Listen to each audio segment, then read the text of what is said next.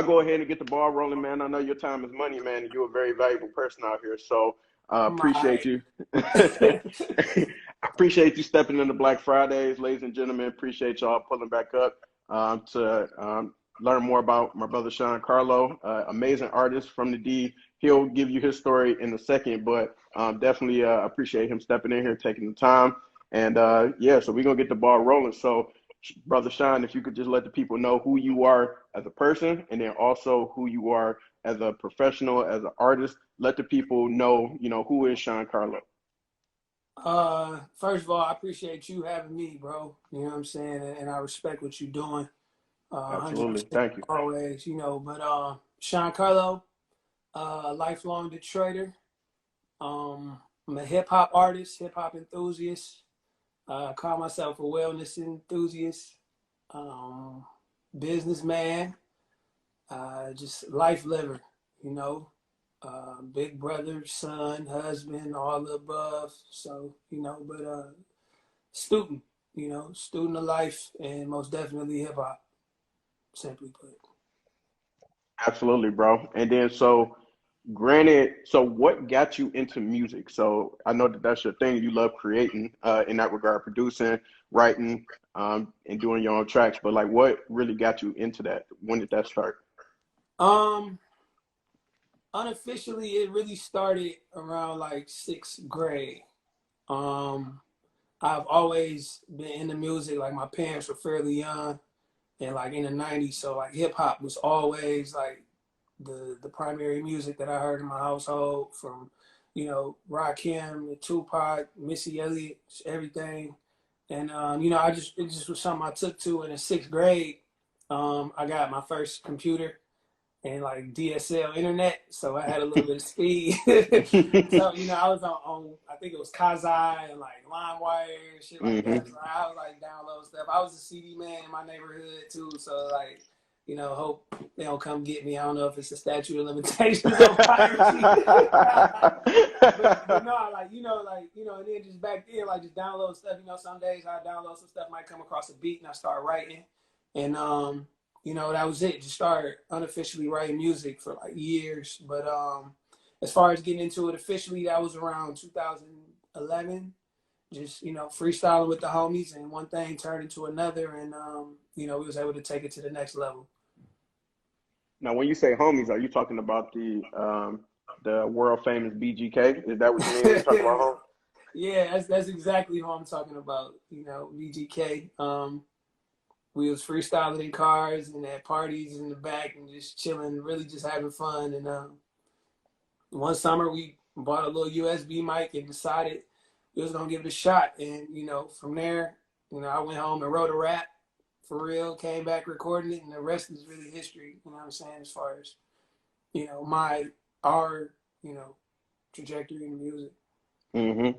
Hey, and then I see some of the BGK fam in the watching the live. So hey, drop some emojis, drop some fire, drop some drums, drop some money in there in the chat. My Go people, crazy, turn from up. the basement to the top of the world. That's been the motto since day one. That's what's up, man. I love it. I love it, man. Right. I never thought in all of my days that I would be so cool with renting people until I met y'all. I swear to God. I swear to God, these good people. These good people over here.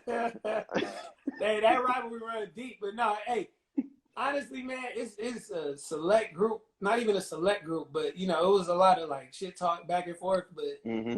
like all the cast people I know have always been hella cool and show Hmm. love. Like, what I'm saying? From you, Heezy, my homie Stony, you know what I'm Hmm. saying? Shout out to It's just Stony. so many people you could go on. Miranda, my homegirl, Hmm. Miranda Moy, my Yep. sister-in-law, you know what I'm saying? Right. But Right. yeah, it's been all love. But yeah, you silly as hell. Hey, bro, I ain't got nothing but love for y'all, man. So Hey, y'all changed my perception for sure. yeah, So in terms of actually going out on a limb and pursuing your passion, you had said that you started like taking it seriously after y'all was kind of like playing around doing the freestyles and stuff, and then you realized like, I really like this. What made you kind of take it from that standpoint to actually taking it more seriously and like putting out your own projects, putting out money for studio time, like all those type of things? What made you get to that point? really it was the enjoyment that made me keep going. It was something that I always had wanted to do, but like once I really started recording, like I said, we was recording ourselves for the great duration of like the first year for the most part. But I just enjoyed it. You know what I'm saying? So like we was enjoying it. It was like, you know what? We got a couple songs. Let's put out a mixtape. You know, this is in the early 2010s mixtape era. So like, let's put out a mixtape, and we just did it. Like we was literally just doing it for fun, putting it on Twitter, like just servicing our 100 followers, 200 followers, our small network. You know what I'm saying? And it started going places on its own. And then I ended up going to Western Michigan University. And it kind of took on a life of its own from there. Just naturally being in college, like, oh, you rap, listen to my homie tape or whatever. I make beats, or we got a talent show, and then it just kind of just life took its course to whatever. So we just ran with it. Absolutely. And I'm interested to like know kind of because back then like the rap in Detroit, it looked like the rap scene looked completely different. And then so given that you kind of started like around that time and then pushing on your projects and stuff like that and where Detroit stuff was more so underground, so to speak, as to like where it is now and it's so Mm-hmm. mainstream, like can you kind of talk about how like what was your journey during that time frame and then also like kind of like what are you seeing now that you like enjoy from Detroit rap where it was then to like where it is now? Yeah, back then it wasn't much representation, so I know it was a lot of potential, but not like a hell of a lot of hope. You know what I'm saying? It was kind of like an underground race to who gonna be first, kind of. But like the day to day of it for an underground artist in that time, at least from my experience, it kind of depended on the mindset you take. If I had to analyze just different people and how they went, but for us, it was like I say, the underground scene was so popping. It was like a hip hop show, like every week, especially during the Mm-hmm. summer. So it was a lot of ciphers, a lot of just underground networking, but a lot of performing for not a lot of people. A lot of footwork had to get put in, and around that time was when music videos like low budget music videos just started becoming a thing. So Mm-hmm. that ended up getting thrown into a mix a few years in. So like, okay, you can get a music video, and then YouTube was starting to pop, but it was kind of difficult though because we didn't have access to iTunes as easily. That was before the new, distribution outlets were here. So, Mm-hmm. it was a lot of hard copy mixtapes. SoundCloud was operated a little bit different, file sharing sites and trying to get on a blog. And, it was a lot, a lot more. I don't want to downplay today's thing and what's going on, but it was a lot more grassroots underground, put your feet to the pavement and physically get in connection with people. Where I think now what's so cool about it for everybody is anybody who, is creative enough, or, you also take a bit of footwork, but, you have more outlets to reach mass amount of people, I'm saying, more easily. Like Twitter was Mm-hmm. just getting going. So like virality wasn't a thing that people understood, probably didn't even have a term for, but definitely wasn't as many opportunities to reach people via Instagram, Twitter, TikTok obviously is something that just came out, and like YouTube was still figuring itself out. Like it wasn't even ads as far as Mm-hmm. I know on YouTube when I was uploading my first video. So it's Mm-hmm. it's just different, but I really like where it's at now because you can do your thing. It's nothing really holding you back from getting your stuff out or connecting with people like across states and things like that. It's no gatekeeper. So I think that is very cool, and I'm glad that Detroit rap is where it is right now. Absolutely. And that's the dope part because I feel like that's what helped get Detroit rap on the map because of Mm-hmm. the fact that it's no gatekeepers. Like before, like probably around the time that you started, our representation was Big Sean and Eminem. And Yep. like that was it. And like even DBCO, they was like at the cusp. Like they was just Yeah. starting to make some noise and then they got to deal with Jeezy and then, kind of Yeah. shot them to another level. But now it's like the fact that somebody can see a fort like a what's the name, Lil Baby can see a 4-2 Doug just off Right. of his own presence, and then be like, I'm gonna snatch you up, bring you to Atlanta, and I'm gonna sign you, like, because yo, like, Yeah. I like your way. Yeah. Yeah. That's super dope. Like, you know, DBCO, man, they really, I don't think they get enough credit. You know what I'm saying? Like They the don't. fact that a lot They of them are don't. still active, I don't think they get enough credit because, you know, Big Sean was kind of like an anomaly in the sense that, Mhm. you know, he got kind of discovered underground and brought Mhm. to the light. You know what I'm saying? It wasn't like a grind through the city per se, in the same way that I'll say that DBCO did it.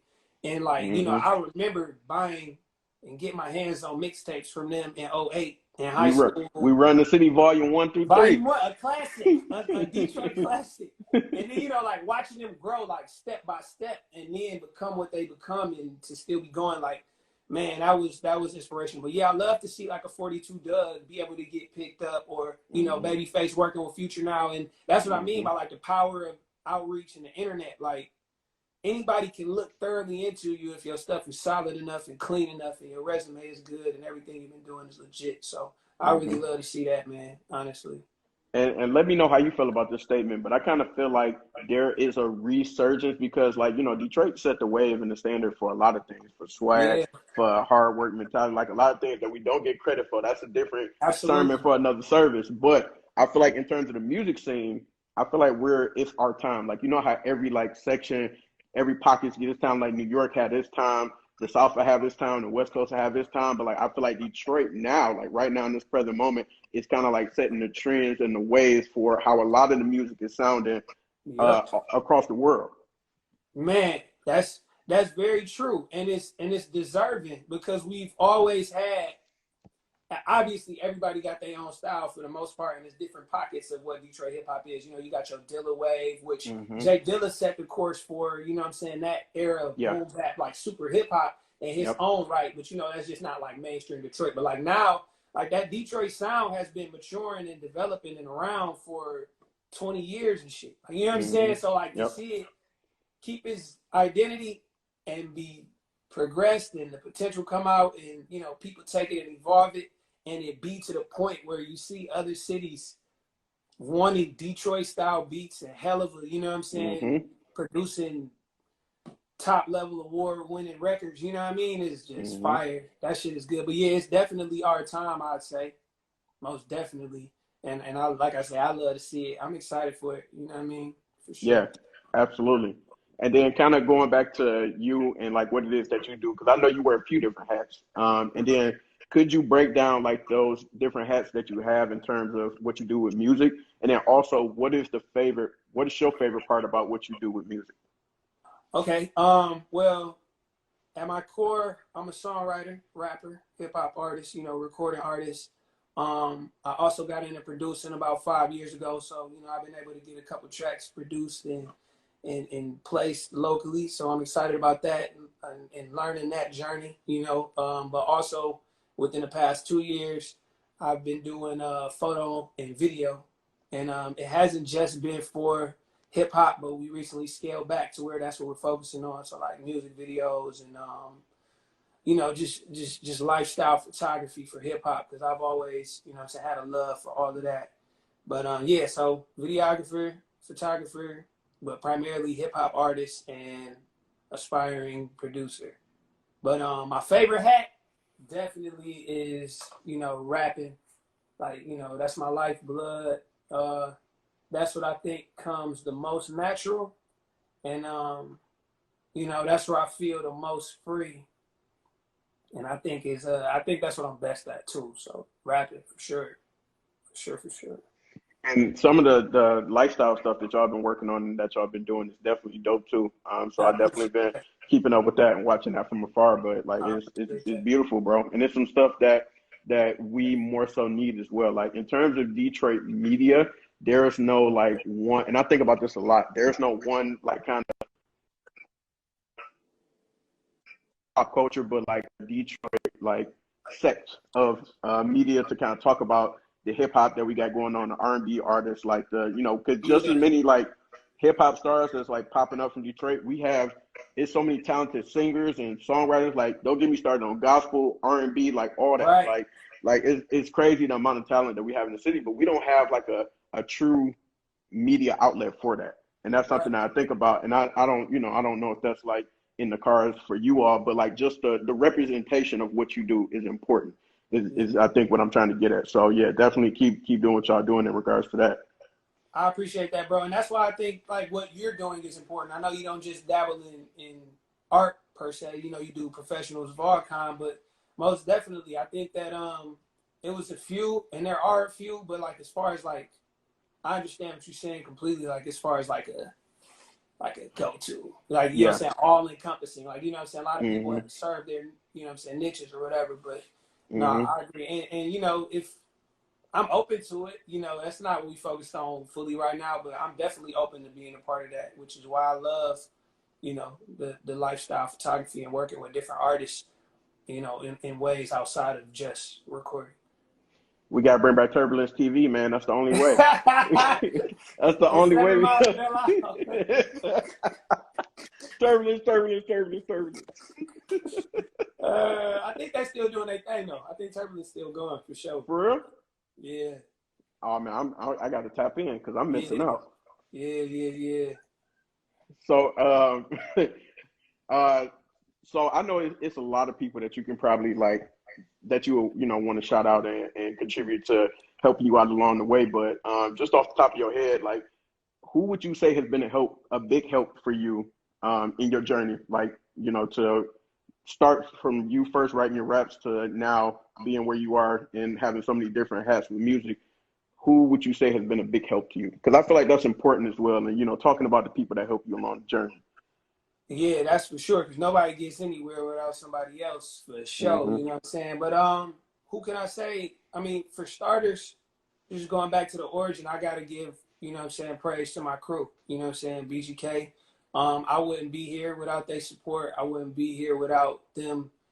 You know what I'm saying? Going through those basement days or critiquing my music or giving me the encouragement to even you know record my first track, you know what I'm saying? And then, you know, we took it and still sharp and steel. We did a lot of things from events and impacted a lot on Detroit culture.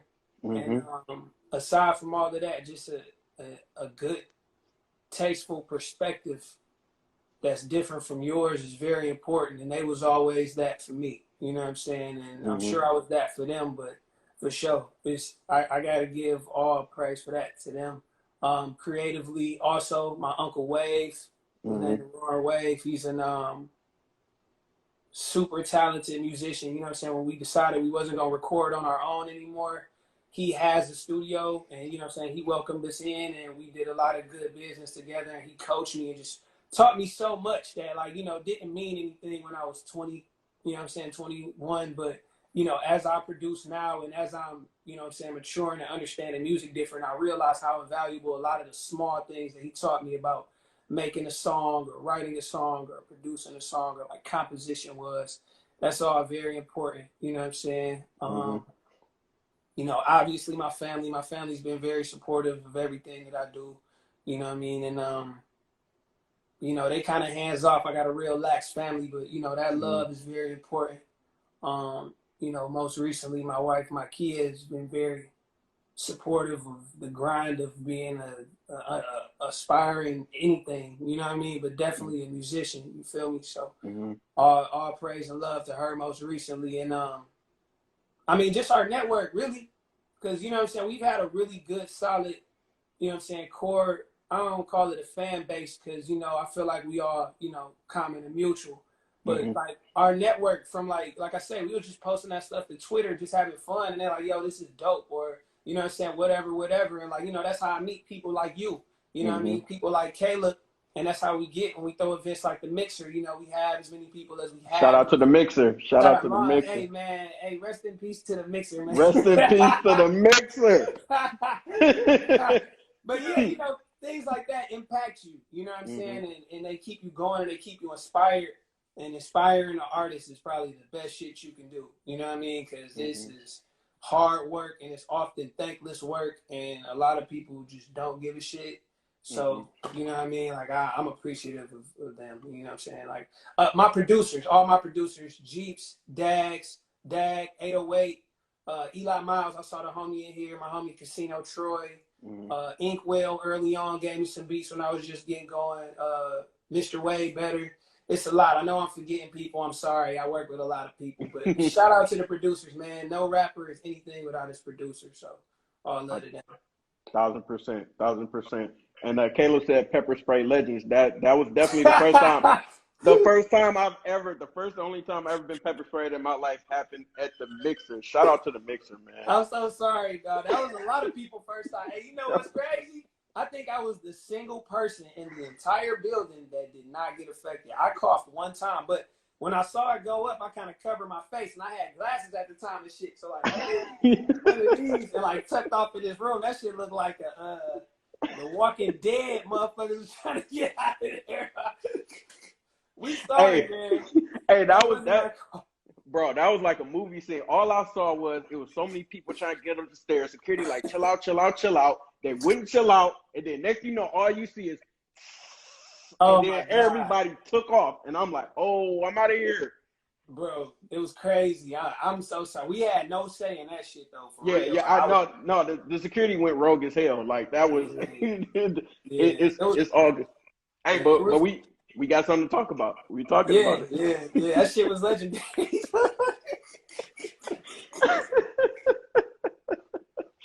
Oh man, good times, man. Good times. I wish I was still that young. Me too.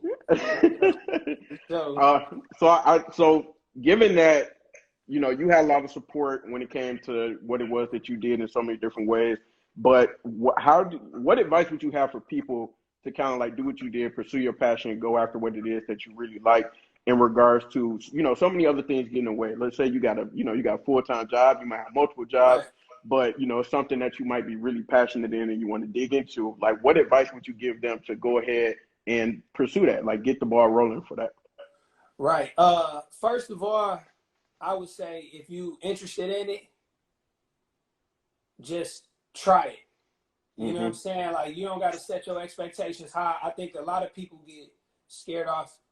Nip Hussle, my favorite rapper, had a quote: "The fear of falling off is the only thing that can take your faith."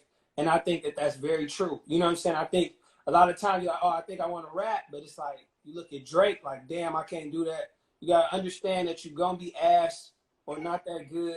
And he was. As good as you can be, you know what I'm saying, when you first starting, but you know what I'm saying, you just got to start, accept and respect yourself where you at, and give it a try. That's number one, for sure. But number two is understand that with that is gonna be a lot of failure. You know what I'm saying? You're gonna fail, you're gonna change your mind, you're gonna doubt yourself, shit gonna fall through, release dates gonna get pushed back. You know what I'm saying? Your distributors gonna flake. You know what I mean? And you're gonna have to wait on people, and it's gonna be discouraging. I think you have to map things out and be willing to pivot and take care of whatever you can take care of, whenever you can take care of it in the event that you hit, you know what I'm saying, a stoppage in your way. But also get you some mentors or some people that you look up to, and really analyze them. You know, don't necessarily just idolize them, but really analyze what they're doing and look at their steps and understand that everything that you see and take in from them and enjoy from them is a final product, but it's a lot of shit that go into that. And when you understand what go into that and you break down their journey, that could be real, you know what I'm saying, inspiration for you to keep going. You know what I'm saying? Because I guess Drake will be the most successful comparison that I can make. And he making hits seemingly effortlessly. But it's completely foolish to assume that because he always popping out hits to us, that he ain't got in the studio and recorded no whack shit, or that, you know what I'm saying? Like, it's a process, you know what I mean? Like, he had to learn, and he making mistakes just like us. We just don't see him. So, you know, understand all of that. But, you know, but most importantly, I think you got to try and you got to do what you love. You know what I'm saying? Because if you love doing what you're doing, you'll keep trying. And if you don't get what you want out of the shit, you'll still be having fun. And that'll be enough to keep you going at least somewhat. You know what I mean? And as long as you're going, you still in a fight, you stand a shot. You know what I mean? But you gotta do what you love. You gotta try it, and you gotta understand that it's a process with anything. Ain't nothing as easy as it look ever.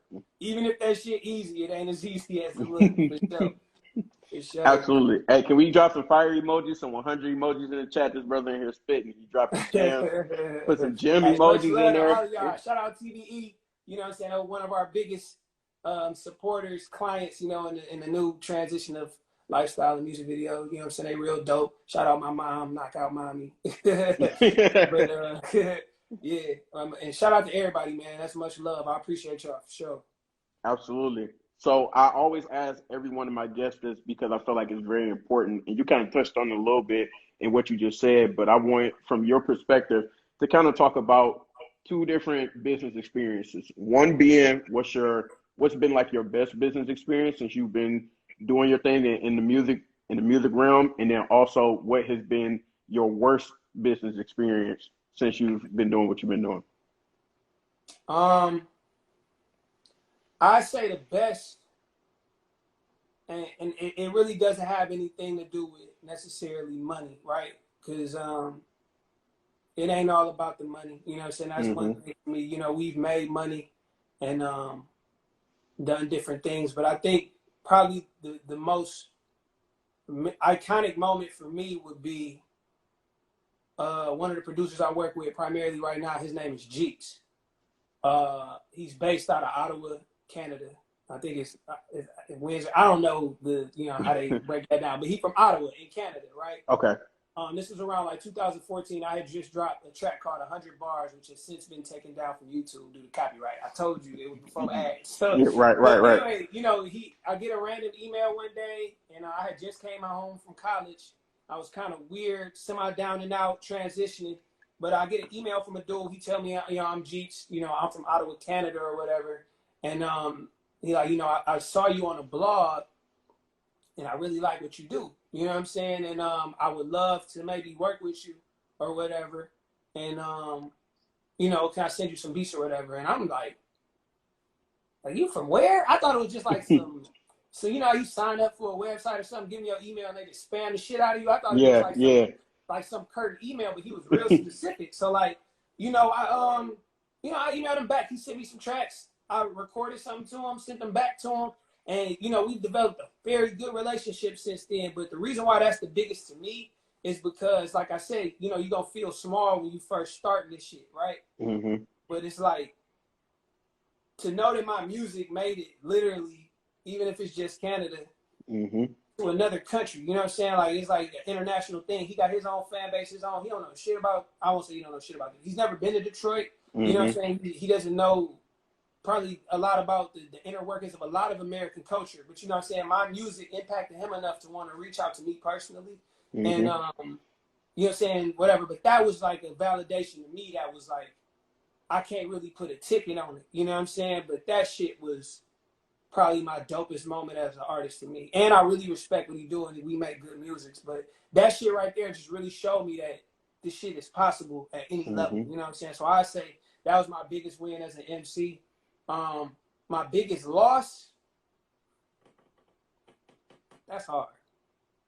All right, I'd say my biggest loss in business. Probably the worst business experience I have would have been having a colleague and a business partner that I was doing a venture with take something from me. You know what I'm saying? Try to skim some shit off the top. And you know, a good thing went very bad. You feel me? And it was just fucked up because there was a lot of potential on the line. And you know, I show everybody love, but I'm kind of introverted and tight with my circle as far as like close people and doing business. I'm usually fairly careful. I read my terms and conditions and shit like that. You know what I'm saying? Yeah. So to get burnt, you know what I'm saying, from the inner circle really sucked. You know what I mean? But it's a lesson to learn from that. That's, you know, I guess never take your guard down. Always count your money twice. And, you know, be thorough. You know what I mean? Because that was crazy. That one really threw a fork in a lot of shit. but you Hmm. know, you keep going and you learn. You know what I mean? Hmm. But that's the one that stick out the most because it hurt the most. For Hmm. sure.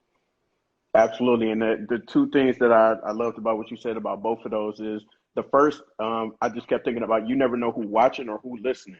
And One that's hundred. the most important thing. So like you said, somebody in Canada heard your stuff, and I know other people who like do podcasts or might do music and things like that. When they put stuff out there, people be listening like all over the world. You Mm-hmm. never know like who pick it up and might just be like, oh, this is dope, and will hit you up and show you love. Like somebody That's a randomly fact. DM me and they heard my Quiet Storm Denzell podcast, and like they was like, yeah, like listen to your podcast, blah blah blah blah. Like I was like, I didn't even know nobody's listening to this for real. I'm thinking I'm basically talking to myself when I put this stuff. Right.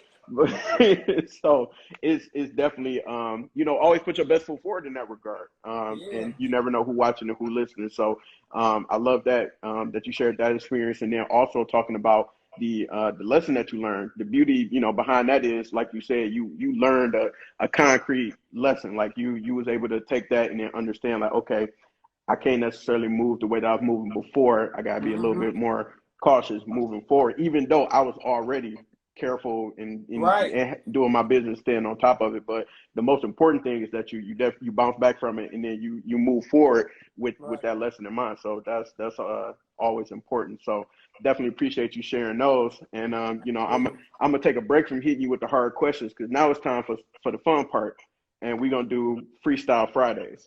It's my segment I like to call Nah. Freestyle Friday. So it's not what you think. It's not what you think. So what I do is I ask all my guests a combination of questions. So some of them are this and that. Some of them are open ended. It's no wrong answers because it's all about you. All But the right. only thing that you got to do is just answer every question and answer truthfully. That's it. Them the only rules. All right. I can do that. I can do that. All right, so we're gonna go ahead and before I do that, I want everybody that's watching real quick put Freestyle Fridays in the comments or whatever type of emoji you want to put in the comments. Just light the comments up real quick because it's gonna be fun, and I want y'all to participate too. Light them So up. light them up. So the first question: basketball or football? Basketball. Basketball. Okay. Shout out to basketball. Looking forward to the NBA. What's the most random job you ever had? I was a fountain operator at Steak and Shake. That was my first job. For real? Yeah, I made shake at Steak and Shake. shout out to Steak and Shake. Hey man, you was young, getting to the money. I gotta do what I gotta do, baby. I feel you. I feel you. What's the last movie or TV show that you watched? The Boondocks. Boondocks, classic, oldie but goodie. Yes. All right, so look, this one very, very important. You've been kidnapped. The only way that they're gonna bring you back is if you can rap a song flawlessly, word for word, bar for bar, no mistakes. What song are you gonna rap? And it cannot be your own song. Be Here for a While by Nipsey Hussle. That's my favorite song. Okay. Okay. So you already knew. You already Yeah. knew that. Yeah, yeah, yeah. It ain't no mess ups on that. I'm getting out that jam, You bro, for get sure. He said, I'm getting back to the crib. This is easy money. For sure. All right, so this is also very important. Very, very important. You pull up to the Coney. You starving. What's your Coney order? Right now I'm kind of down bad because I don't eat meat, so I would get an omelet, right? Spinach, tomatoes, green peppers, hash browns, cooked semi-well but not burnt, and Okay. white toast with the mixed berry jelly if possible. But in my Ooh. heyday, it was easily grilled chicken pita with Swiss, lettuce, tomato, and honey mustard. Shout out to the grilled chicken pita, man. Man, Grilled chicken Tish pita talking about a lettuce undefeated. burger. Beat it, Tish. The grilled chicken pita is undefeated. Ain't never took an L. Yeah. This is also very important. East side or west side? I'm from the west side. It's all love everywhere, but I'm from the west side. Okay. For sure, for sure. Shout out to the west side. Got love for the east side too. We about to go into the holiday season. What's your favorite holiday? Ooh, shit, that's a good one. I say Christmas. I like Christmas. Okay. I like the energy around Christmas time. It's real cool. I go back and forth between Christmas and Thanksgiving. I think it's always Christmas because Christmas is like 2 weeks after my birthday.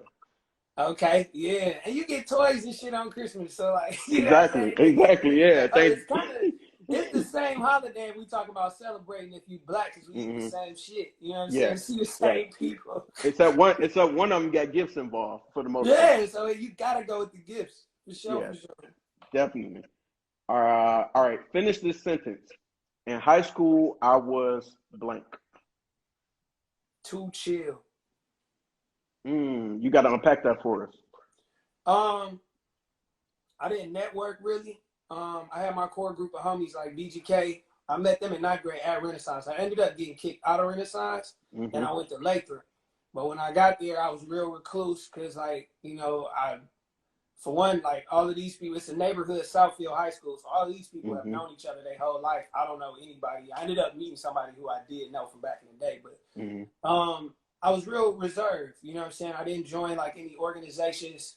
I didn't play any sports. You know, I would just go home and hang out with my homies from back, you know what I'm saying, at the crib. But like 3 years of that shit, I could have got a lot more done, met a lot more people and whatever, you know what I'm saying, in that time if I wasn't so chill.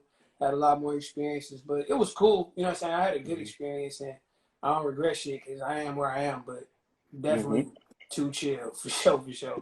I'm about to say everybody know you now, so it's Yeah, all a it's couple all love. people. A couple people. Yeah. uh, so you get to make a dream song. You get a dream feature, whoever you want in this world. I'm gonna make it a little bit more complex. I want you got to make a song. You need somebody for the hook, and you Okay. need somebody for a verse. Who you asking for a verse and a hook? Is this dead or alive or just alive right now? Ooh.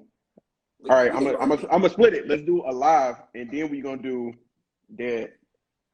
All right. If it's alive, I want Sade on the hook, Mm-hmm. and I want.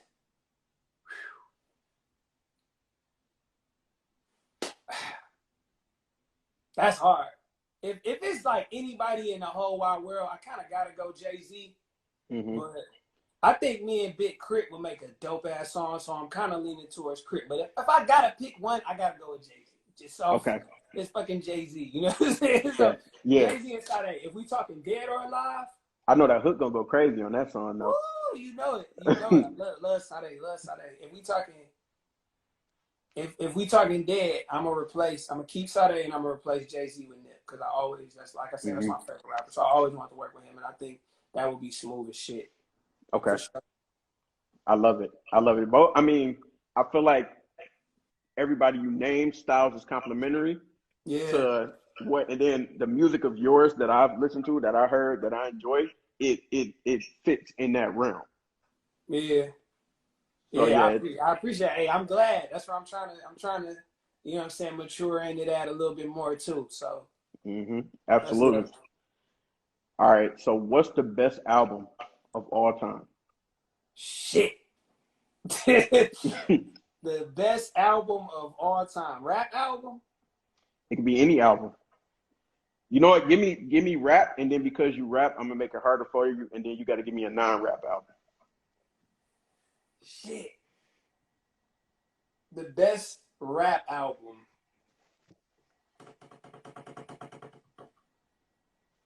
That's hard, bro. That's hard as hell. If I had to say, whoo, shit. I don't know. I got to cook on that one. All But right, non-rap. if we talking non-rap, the best album that I've heard. If Lauryn Hill don't count, I'm gonna say Lauryn Hill, Religious Education of Lauryn Hill, because that was semi neo soulish. You Yeah, know? I thought about that, and I was like, I had to think like, is that technically a rap album? Even though she was spitting fire on there, I don't know if that, because she might do more singing than rapping on there. Yeah, it's definitely. I think it's like a neo soul album with some rapping, and that's why I think it's so great because she did so much. You know what I'm saying? hmm Like she rapped, she did vocals. You know what I'm saying? She wrote that shit. That shit dope. And you know what I'm saying? Like I don't know. I don't know. I'm mostly hip hop, so you know I don't have like the most educated of a stance on non-rap than I do with rap. But yeah, that's that one. But if we talking about the best rap album, what's the album that you didn't listen to the most? I mean, the album I've listened to the most would probably be Mailbox Money by Nipsey Hussle, but I don't think that's the best rap album. You know what I mean? I think if we talking about the best rap album, Late Registration is in that conversation for me. I was listening to that shit the other day. That's a crazy ass album to me. Just sonically, the beats, all of that shit. It had hits on it. You know what I'm saying? He was talking about some real shit. It was long as hell. Late Registration is up there. I can't crown just one. I wouldn't feel fair. But Late Registration give me one more then. Out to me. You said one more? Yeah, give me one more then. Man. It might be Reasonable Doubt too. Okay. That's a bad motherfucker, man. Like it came so early, you know what I'm saying? That it's a lot of shit that you just can't fucking compare it to. Like as far as like the singles, like it's huge records and shit. But I think like as far as rapping, Jay-Z was on some whole other shit. Yeah. Lyrically, he was in his bag. And then if you want to talk about just like a album that like complements itself, like the songs complement each other, that's what that is. Like it might not you might not have the hits, but you like the way that the album flow is crazy. My sister said All Eyes on Me. That's definitely up there for me personally. That's up there. All Eyes on Me is crazy. Like if you listen to both of them discs, crazy. And then the Black Album is my personal favorite. I was gonna say the Black Album. The Black Album is my personal favorite. Hey, American Gangster is definitely an underrated Jay-Z CD. I agree with that shit. Absolutely. And Mailbox Money is underrated for Nip because people bypass Mailbox Money. Like they talk about the marathon continues, and then Victory Lap, but they don't like people kind of skipped over Mailbox Money. But if you sit and listen to that, he got some stuff on it. That shit taught me so much. But that's kind of what I was talking about when I was talking about earlier. Like finding somebody who you can look up to and who you can like break down their game. That's who it was for me, for Nip. But you know what I'm saying? Like in the spirit of what we talking about, like being a business person, like, you know, we don't really got too many motherfuckers that we can look up to business-wise and, you know, catch the game. We got Jay-Z, but unfortunately he wasn't at a time where he could break the shit down to small parts and have it as accessible as, you know, Nip did. I think Nip did the best job of that shit that I've seen. You know what I'm saying? So, and Mailbox Money was that album for me for that reason. Like, it's just like a fucking textbook. You know what I'm saying? A hustler's textbook, for sure. Absolutely. So you survived Freestyle Fridays, man. I knew you would pass with flying colors. You did excellent. I made it. I'm a winner. Shout out to the Dub. So I got a few more questions for you in regards to just kind of the essence of Black Fridays and having the purpose of having this conversation. Why do you feel like it's important to support Black business? It's important to support Black businesses because we don't have enough representation in the part of this economy that matters most, and that's having money and being able to distribute and facilitate money, like on a big scale. Cause it's like, all right, we don't have any infrastructure for the most part at all as Black people as a whole. You know what I'm saying? So therefore, if we need jobs, you can't go to Black people easily and get a job if you need it. Not having a job is meaning that you're missing out on mentorship, skills, experience, and all types of shit that are essential to motherfuckers growing up and being useful, you know what I'm saying, in certain areas of life and in, you know what I'm saying, this world. So not having that representation puts us in a situation where we get discouraged about starting businesses or running businesses, which leads to less innovation, which leads to less consideration for Black people specifically. You know what I'm saying? I think a lot of our fucking problems stem from us not having resources. Like, you know, you look at the hood as a whole shit. There's no lack of real estate. There's no lack of businesses. There's no lack of any of that shit. We just don't own it, or we don't have the money to invest in it to build it up. You know what I'm saying? Like Mm-hmm. all this shit, you can blame Dan Gilbert or DJ Envy or whoever the fuck is coming through handpicking Detroit apart. You know what I'm saying? Who Yeah, got money? yeah. You know what I'm saying? This shit been here. You know what I mean? That bando next door to you that's been 2 or 3 different people's trap house in the past 10 Mm-hmm. fucking years has been sitting there for you to take $8,000 and fix it up, but we don't have Mm-hmm. access to that. You know what I'm saying? Mm-hmm. Because we don't have the same nepotism that, you know what I'm saying, allows us to build blocks and develop people and grow skills. You know what I'm saying? That's just one part of it, but that's it to me. I think we got to support people, give constructive feedback, and let them know we hear from them and help them develop so that our shit can grow and we don't got to just be, you know what I'm saying, it's a lot of base level shit going on, which base level is better than nothing. But in order for us to go from just being, you know what I'm saying, rappers and, you know, barbers, you know, people with hair salons, people with clothing lines, you know what I'm saying, or whatever, we can get to label owners. We can get to not just salon owners, but people who have beauty supply chains and all that type of shit. And we can get to people who, you know what I'm saying, have nationally syndicated brands or own the strip malls that they work in and all of that shit. All of Mm-hmm. that come from being able to support people enough to the point where they need to hire somebody. And then, you know what I'm saying, they can go hire their cousin, which Mm-hmm. takes their cousin out of needing money and having to go fucking sell dope and shoot the block up and shit. And you Mm-hmm. know what I'm saying? They can teach their cousin. And then you got people who care and can nurture, you know what I mean? As opposed to just having a shitty manager. It's somebody who you know, respect, and identify with. And that make your experience as an employee different too. You know what I'm Mm-hmm. saying? So it's a lot. That's a fucking podcast worth of shit, bro. Like a Yeah, for sure. podcast series worth of conversation. You know what For I mean? sure. For For sure. sure. Hey, drop some fire emojis. He in here spitting again, y'all. He doing it again. Drop some 100 emojis, some fire emojis, some gems, because he going crazy. He going crazy. We had to slow him down. You dropping too many gems, bro. You know, the 5G, they watching us. You can't be, they they gonna go, cut this yeah. motherfucker off, man. I'm sorry, bro. I'm not gonna win. They're going to cut us off, then we got to go to turbulence. Turbulence. Turbulence. All right. So going off of that, all great points that you made, what advice do you have for other Black businesses or Black professionals to exceed and continue, you know, this ball rolling that we're trying to do and build up that Black economy? I would say first, plan beyond your first couple dollars. Because I think a lot of people get into it. Like, I know financial freedom is a buzzword that's on everybody's mind. So everybody just thinking money. You know what I'm saying? Look at your business as a business from A to Z. Like, it ain't just about getting money. It's a lot of shit that go into running a business, and it's a lot that go into actually getting that money. You know what I'm saying? Don't get comfortable with making a couple sales or getting your initial support and then just whatever. I know customer service is some shit that people bash Black people about. We need to stop doing that shit. But Mm-hmm. businesses also, I won't even say Black businesses, I'll say new businesses, but I will say Black businesses because that's what we're talking about.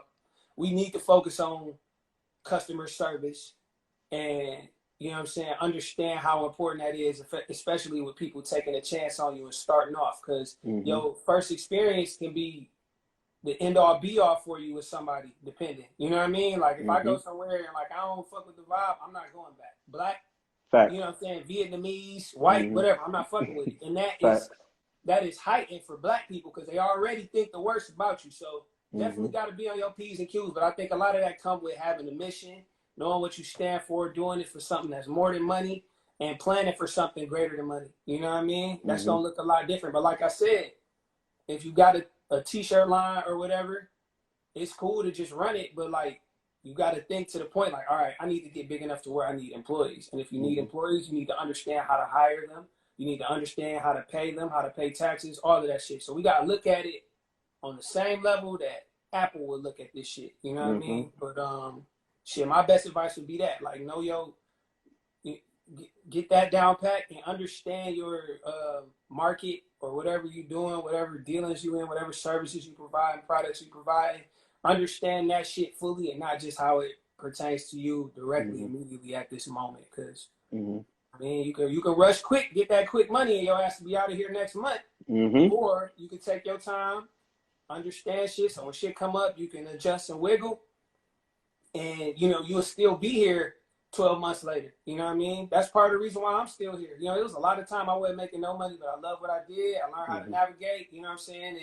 And I've always respected myself and held shit to a certain regard for where I wanted to be and how I wanted to be. That's why 10 years later I could still be going, or 3 years in my audio video business.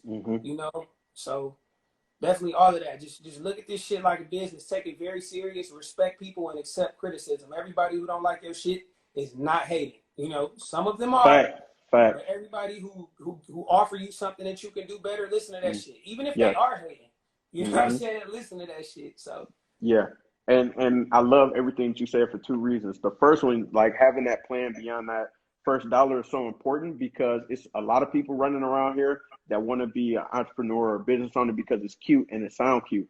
But they fail and they don't last and don't have any longevity because there was no real plan to begin with. You just wanted to have a title and you thought you could probably make a couple of dollars because you had a good idea or a cute brand or whatever the case may be. That's not it. Like, you actually need to have like some type of sustainable plan. Really think this thing through, basically. Like, is every idea is not a good idea, and you need to know when you can trim the fat. And it might sound good, but then when you start executing, it's like, this don't make the most sense. Because like you said, that's what these businesses do. They say, okay, we want to come out with a new product. We're gonna run it through all these tests, all these different things, all these different cycles. How much money can we project it to make? Do people like it or not? And then if not, we're not spending no money on this. We moving on to something else. So that, like, people have to think about those things as well. And it's so important in that regard. So yeah, definitely want people to think more specifically about their game plan moving forward. So yeah, man, thank you for dropping those gems for the people. If I had, one of Clue's bombs, I got to set up my computer so I can go. I got to set that up for the next one. But yeah, you in here spitting, brother. So tell the people what's next for Shaun Carlo. What do you have in the pipeline? What do you got? What should we expect from you in the future? Shit, what's next?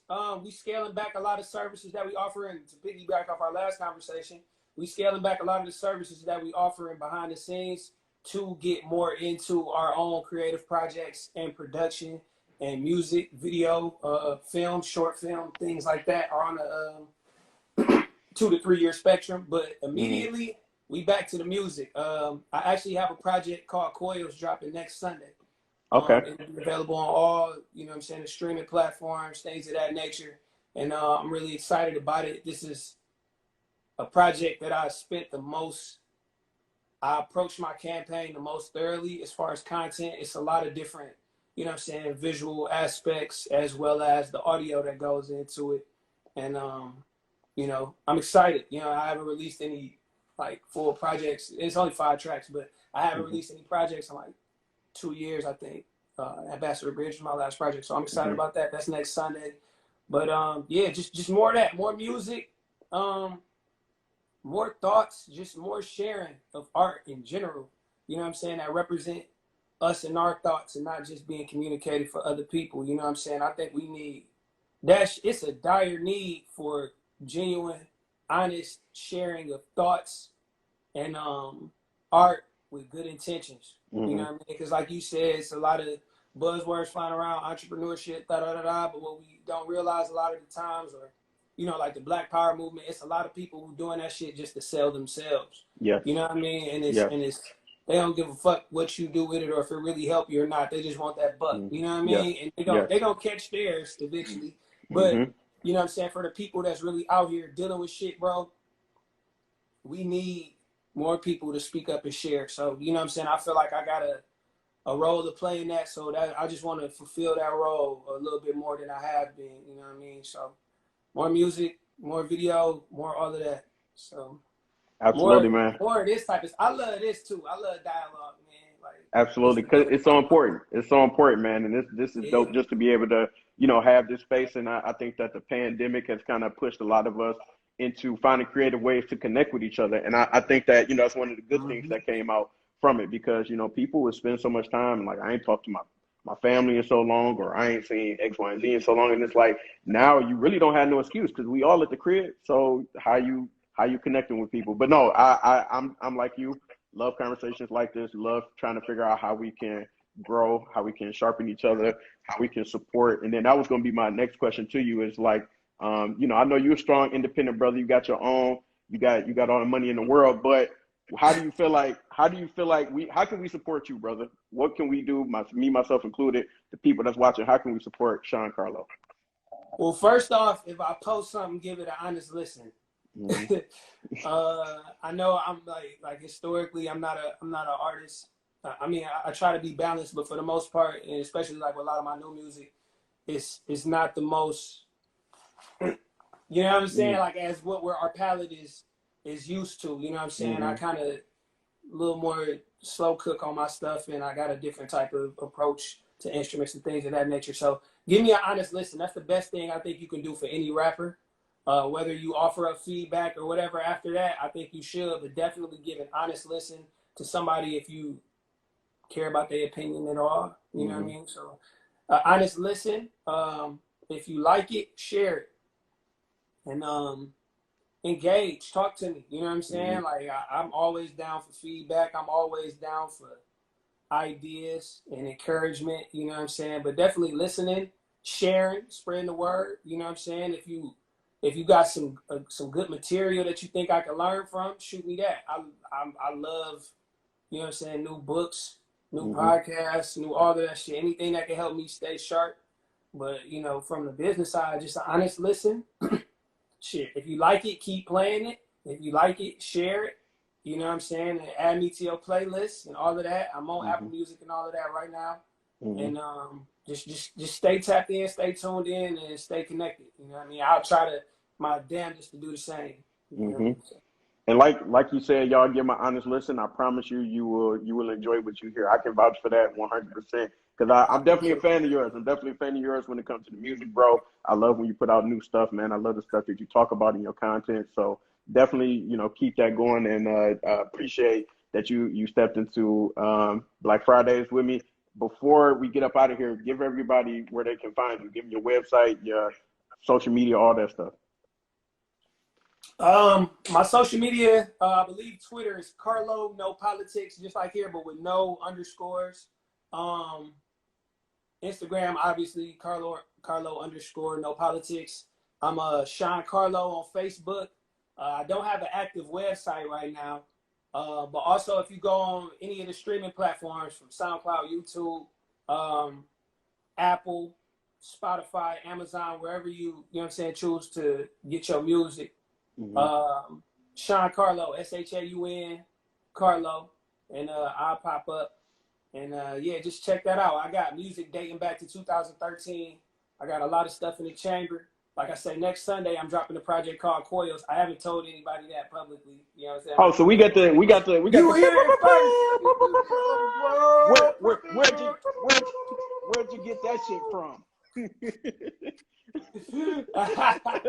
But yeah, man. You know what I'm saying? I'll be around. And I just saw somebody put their DJ Yeah, information in there. that's Jones. That's Delonte. That's our DJ. Oh yeah, by Jones. Oh yeah, it's love. I'm gonna tap in with you, bro. I'm gonna tap in with you, bro, for sure. I'm gonna shoot you that. But yeah, hit me up. You know what I'm saying? I try to be as anti-Hollywood as possible. So you know what I'm saying? If y'all got something to say, I try to read every comment, get back to people. You shoot me a DM. You know what I'm saying? If we follow each other and they come to my real DM, I'm gonna respond, and I try to check the ones for the people I'm not following and follow back and tap in with them too, man. You know what I'm saying? But yeah, you know what I mean? Yeah, Shaun Carlo everywhere. You know what I'm saying? So I appreciate it. Anything Absolutely. for Hey, sure. y'all heard the man. Go check out Shaun Carlo. Carlo No Politics. Go listen to the catalog on all platforms. It's up everywhere. However you listen to your music, brother. I appreciate you stepping in, bro. This is dope. This is dope as hell. Definitely appreciate you stopping by, man, and having the chance to chop it up with you, bro.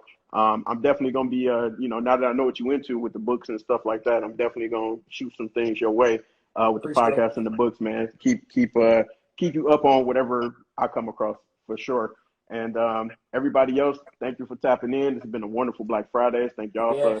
for kicking it. We're gonna be back next week with another Black Friday. It's gonna keep this ball rolling. But Yeah. yeah, everybody, hey, Shaun, much love to you, bro, and the family and the BGK fam, bro. Likewise. Stay up. Stay safe out there too. So You too, bro. Keep it going, and y'all keep tuning in, man.